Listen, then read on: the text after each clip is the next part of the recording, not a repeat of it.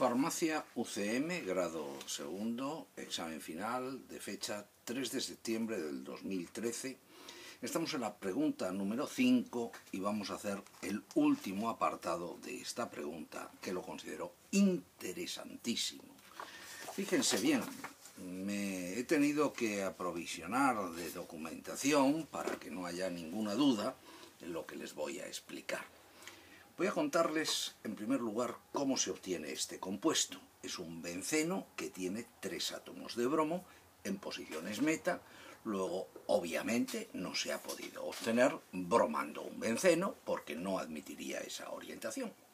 Lo que se ha hecho ha sido nitrar el benceno, reducirlo a agrupamiento amino y proceder al tratamiento con bromo en exceso. Ya hice una pequeña reflexión al respecto en el problema 3 de este mismo examen.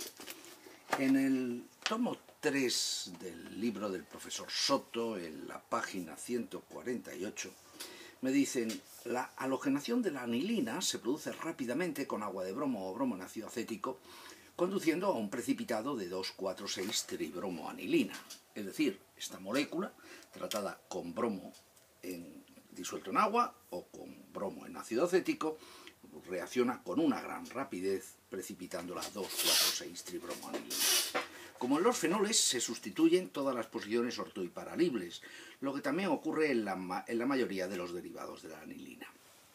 Para conseguir la monohalogenación, que fue lo que les hice yo en el apartado, en el problema número 3, que discutí, bueno, le voy a meter solamente un átomo de bromo, pero había que haber sido más finos en las condiciones. Para conseguir la monohalogenación se transforma el grupo amino en acetamino por acetilación, menos activante, etcétera, etcétera. Tendremos ocasión de verlo en otros ejercicios. Bien, es decir, vamos a conseguir una halogenación indiscriminada. Pero cuando tienen este compuesto, tienen que conseguir ahora que el agrupamiento amino, que ha sido imprescindible para poder introducir los 3 átomos de halógeno en esas posiciones, ahora nos está sobrando. ¿Cómo lo hacemos desaparecer? Muy fácil. Tratamos con nitrito de sodio en exceso de clorhídrico a baja temperatura, formando la correspondiente sal de diazonio, y esta sal de diazonio la tratamos con hipofosforoso más agua, que ya saben ustedes que es el reactivo de Gries. Exactamente esto del reactivo de Gries también fue preguntado en la pregunta número 3, y también les afiné un poquito el reactivo que habían de emplear. Es decir, haciendo la descomposición de Gries de la sal de diazonio, conseguiríamos este compuesto. Esta otra línea de reacción es más sencilla, porque bastará con que a la molécula de benceno la traten en primer lugar con mezcla sulfonítrica para que se produzca una reacción de nitración. Cuando están en la fase nitro, disponen de la orientación meta.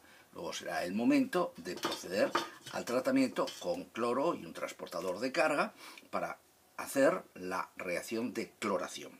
Y lo último que tendrán que hacer será la reducción del agrupamiento nitro, o bien con tetrahidruro aluminato de litio, hidrógeno paladio, o un metal con un hidrácido clorhídrico estaño, clorhídrico hierro.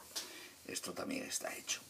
Y para hacer la última reacción, también vamos a tomar nota de lo que dice la página 296 del tomo 2 del libro del profesor Soto, la obra del profesor Soto. Me dice: influencia de los sustituyentes, están hablando de la acilación de Friedelsgraf. Una alimentación importante para la viabilidad de la reacción de Friedelsgraf es la naturaleza de los sustituyentes que puedan estar presentes en el anillo aromático, etcétera, etcétera, etcétera. Este párrafo es el clave. Todos aquellos anillos bencénicos que posean sustituyentes fuertemente desactivantes no experimentan la reacción de alquilación ni de acilación de Friedelsgraf. Bueno, en Farmacia de la Complutense solamente consideran que no se hacen las acilaciones de Friedelsgraf. Bien, visto este detalle, entenderán que pese a tener la estructura 2 agrupamientos meta orientadores, no se puede hacer primero la nitración. ¿Por qué?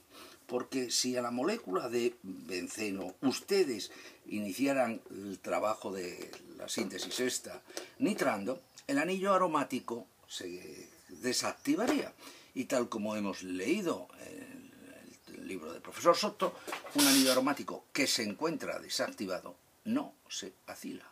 Por tanto, la primera reacción que hay que hacer es la acilación de Friedel-Crafts y la siguiente será la reacción de nitración. Recuerden, los anillos aromáticos desactivados no se acilan.